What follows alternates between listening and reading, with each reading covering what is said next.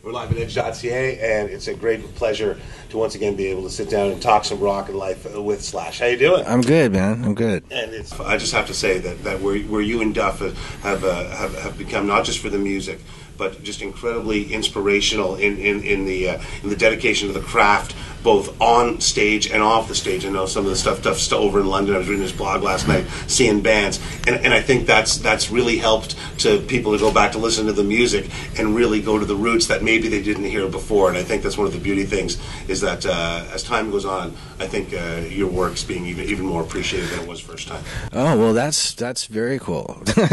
I appreciate that. It's a nice sentiment. You know, I'd like to think that Duff and I have been sort of like holding true to you know, where we come from and sort of carrying the flag for what we believe in, you know, and still sort of, you know, out there and being active, and a lot of it, you know, talking about Duff being in England looking at rock bands, that's like a major thing right now, because I think there is no sort of A&R people anymore. There's the whole industry has sort of been turned inside out, and there's a big void where the sort of rock and roll that we know and love and used to thrive in there, it's not happening, and it's only because I'm sure there's just as many brilliant groups out there as there ever has been, but there's the opportunities are limited now, you know. So going out and checking out new bands and like seeing if with somebody that you can sign, or, you know, some way to sort of help them get a leg up. Like I'm doing this thing with Guitar Center in the States right now, which is a contest to find a great young rock and roll band and record 3 songs with them and get them a deal and get them out there, you know, sort of like reinvigorate the sort of rock scene.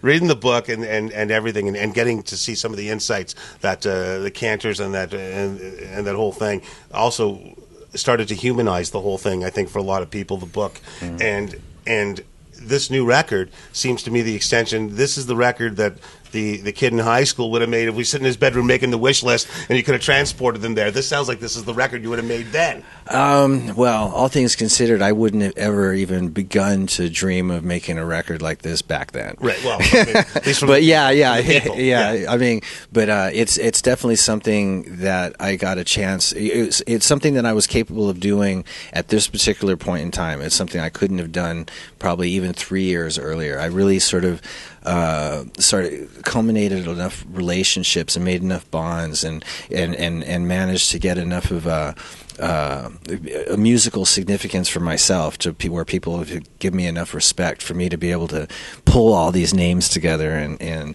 be able to get away with doing this. And I think the people that are on the record, and I look at some of the vocalists, and some of them, it's neat for them because to take it from a jazz thing, this almost comes across like a jazz record, or you could even say like a Massive Attack record, and something more current, where the music person has set up the music and then allowed these incredible stylists, and they really are stylists, to come and do their thing. And I think when you hear like the Cornell, the Lemmy, the Iggy, and I'm thinking of the rock ones and the other ones too, but these people here, you realize, oh my God, they're like Sinatra. They are incredible interpreters of their own music, and given the background. Well, that's a really great point. That's something that people don't touch on. Is when I would write the music and I go, who would sound good on this song, and establish in my mind who that would be. People always go, well, did you write the lyrics, or did you work on it together, and this and that and the other? And I was like, well, I concentrated on what I do best, which is putting the music together and coming up with a hook, this and that and the other. And then it was an open canvas for these guys who I don't need to second guess what they're going to do. They're very amazing, capable people. I was like, well, did you want to check out their lyrics first? I was like, I've been listening to these guys, some of them for 30 years. I don't need to be checking out their lyrics. They'll be fine, right. You know.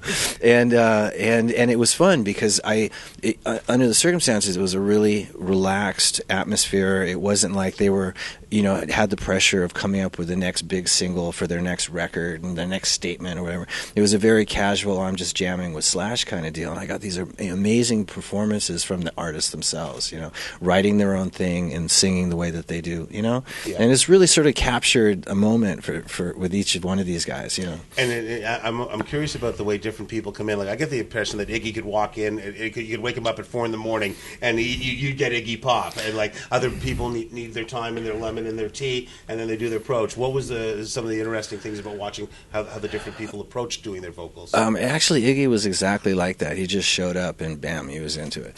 I think everybody sort of just showed up.